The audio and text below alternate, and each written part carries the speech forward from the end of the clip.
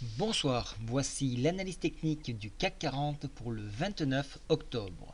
Alors on l'a vu, les taux aux US ne remontent pas, on dit à chaque fois on va les remonter, mais pour l'instant donc on donne un rendez-vous pour décembre pour une éventuelle hausse de ce taux en fonction bien évidemment des résultats de certains paramètres qui permettront cette remontée de taux.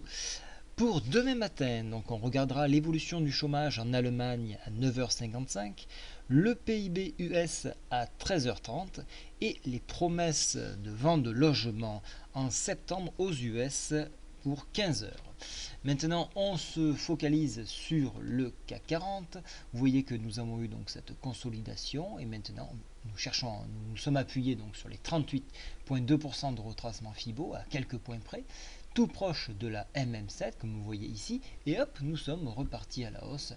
Cependant, je vous mets en garde sur cette petite inflexion que nous avons sur les Bollinger, et ça c'est un signe d'un écrasement, un futur écrasement, donc on cherche une consolidation, donc on va avoir beaucoup de méfiance quant à une continuité haussière, on va plutôt chercher une latéralisation, on va chercher à consolider avant de vraiment attaquer, donc convergence donc des Bollinger, resserrement, stabilisation et puis après nouvelle extension. Voilà un petit peu le programme donc pour le CAC 40.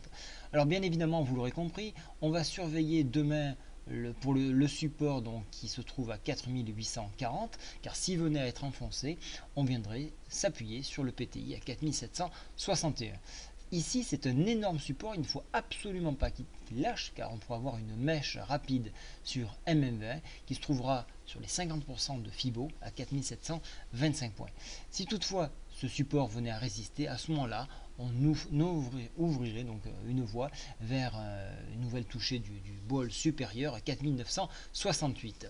Pour ma part, je serais plutôt dans l'attente donc de cette consolidation pour à nouveau se positionner au vu des indicateurs ici qui sont plutôt en surachat avec des tendances légèrement baissières sur un stochastique, bien que la MACD s'écarte et offre toujours un signal plutôt haussier, je serais assez méfiant.